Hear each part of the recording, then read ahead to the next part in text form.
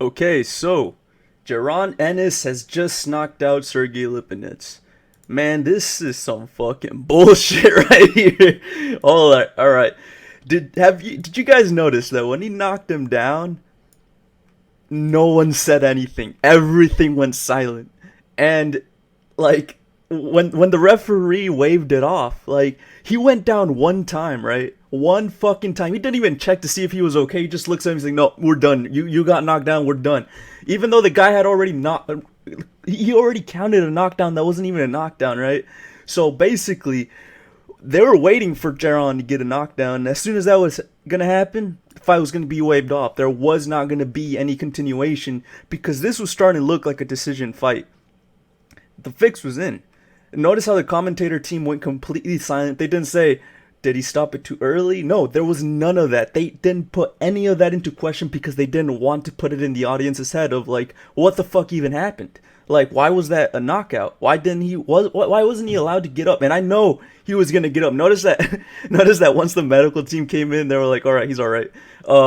He tries to stand up, and the referee's like, no, no, don't stand up, don't stand up. And Sergey Lipinets was already standing up, like nothing even happened. And he's like, oh, sorry. And then he sits down because they didn't want him to look like he was okay. They didn't want him, and they didn't want anyone asking questions. But this is some fucking bullshit right here. This was such a fucking fix. Like, this is ridiculous, man.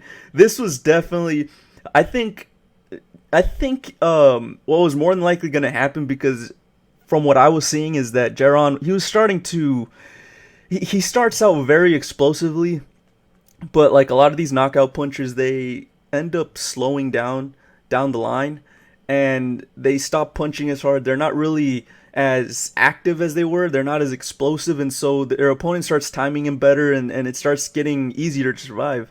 And I think that's what was happening is that this was probably more than likely going to go a decision, even with that knockdown. Even though Lipinus was kind of hurt, he wasn't like truly hurt. Because if you saw him when he stood up, he was like whatever, right? Like he wasn't stumbling or anything. Like he was fine. Maybe like it was pretty much a flash knockdown. He was gonna get up. He was just resting on the floor or whatever. But then the referee just waves it off because they know that this was gonna go to a decision, which would have actually hurt Boots' brand. They wanted him to get the knockout over Lipinets, a guy that hasn't been stopped.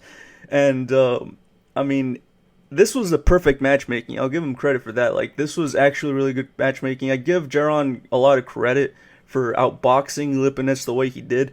Although Lipinets was starting to come on, he was starting to land a lot of body shots, but it looked like you could definitely see that there wasn't much power in Lipinets. He is a 140-pound fighter. He was way too short. Lipinets' style is that of short hooks on the inside, but Lipinets is so much taller and his reach is so much greater that Lipinets, he struggled to even land those hooks on the inside because even on the inside he was too fucking short. He was way too short to land. And so that's what I thought was a little bit ridiculous about this fight was that he had like no chance of like hurting Aaron Ennis because he he's just Ennis is too big, man. He was way too big for Lipinets, and that's not Ennis's fault because Ennis is a welterweight. Lipinets is the one that shouldn't even be at welterweight. But you got to give him credit for winning the way he did in terms of like how he was leading on the points. Because to me, Ennis was winning almost every single round. Well, actually, no, I think I'd give him every single round. Like he was winning every round. Lipinus was making it competitive, but he was winning every round. Like Boots was definitely winning every round. So I got to give him credit for that. He beat him better than Mikey. And again, Mikey is a guy that's more along the size of Lipinets, but I gotta give him credit, you know. But as far as like what the referee did, what the commentators did, like you could tell they were all in on this shit, man. How are you not even gonna question the stoppage? That was fucking ridiculous. That's actually pathetic. Like they were just waiting for an actual knockdown to happen so they could stop the fight. This was fucking like that's fucking disgusting, man. PBC does it again.